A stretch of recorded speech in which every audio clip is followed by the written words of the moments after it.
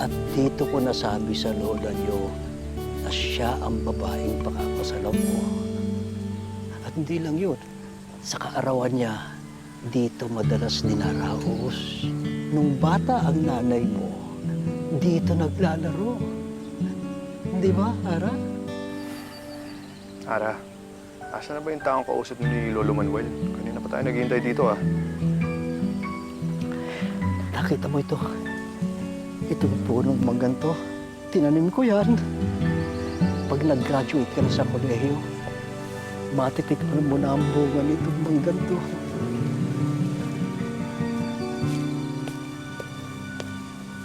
Manuel, sinama ko si Kapitan para makuha ko na ho ito. Dahil kung hindi, sa munisipyo na sa bayan kayo dadamputin. Sobra naman ho kayo, Mang Fabian. Akin na yung dokumento ng lupa na yan. Kailangan makabayad na kayo ng pagkakautang nyo sa akin. Balang Mainit araw. na, Manuel, mainit. Aalis pa ako. Balang araw, Fabian. Babawiin ko rin sa'yo yung lupa ko.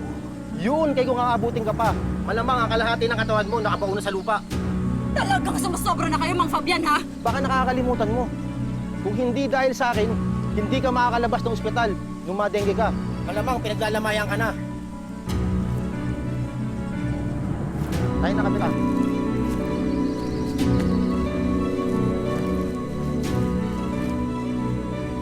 No? Hindi na po sa inyo yung lupang ito.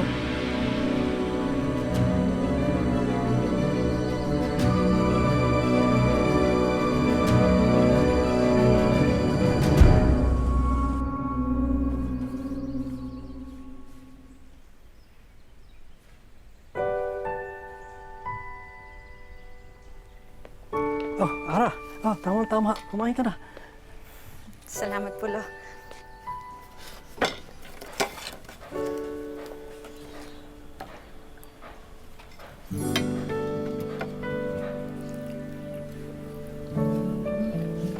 Bilis ng panahon, ano?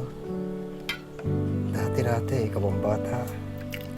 Ngayon, may anak ka na. Sana buhay ang mga magulang mo para nakita nila si Jake. Oo nga, Hulo eh. Kayo na ho nagpalaki sa akin. Pero, di bale. Malay nyo, swertihin po tayo tapos mababawi natin lahat ng nawala sa atin. Ang nawala lang sa atin, lupa. Ang importante, buo ang pamilya. At habang may lakas ako, itataguyod ko pamilya natin. Malay nyo po, matanggap ako dun sa trabaho na in-applyan ko.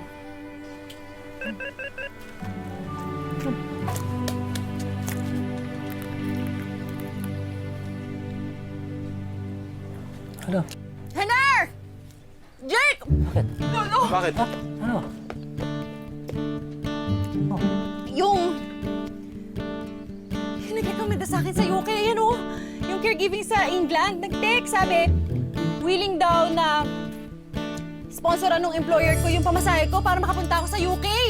Paano yan eh? Walang-wala tayong pera. Ano ka ba naman? Eh, sila na ang sasagot nun. Iaawas na nga lang nila, pati yun sa visa ko, doon sa sweldo ko pagdating ko doon. Ano? Ang ganda-gandang balita niyan. Oo nga, Lo eh. Alam nyo, gagawin ko po talaga lahat sa UK para po mabawi yung lupa natin. Pangako.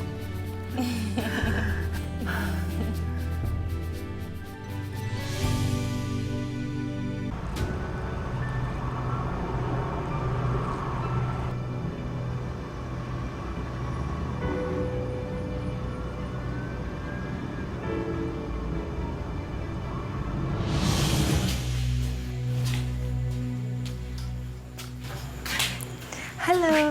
Bay, hello. Ano gagawin ko?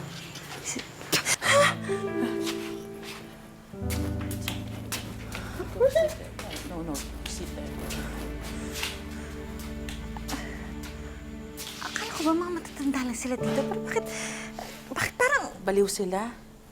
Dementia, depression. Yan ang normal na sakit ng mga tao dito, lalo na ng mga matatanda. Nako, masyadong malamig dito sa UK tapos kulang sa araw. Kaya malungkutin ang mga tao dito. Kaya pala. Pero oo nga, napansin ko na 3:00 pa lang wala ng araw dito, no? O, tama ng daldalan, suotan mo na yung tsinelas sa madero. Hi, Teresa.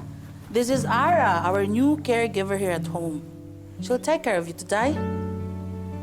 Hi, Ara. Will you play with me? Of course, but first let me put your slippers on, okay?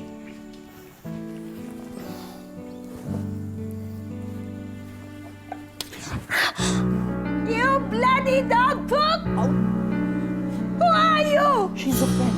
She's a friend. Where's my playmate? It's okay. She's your new playmate. It's okay. It's okay. It's okay.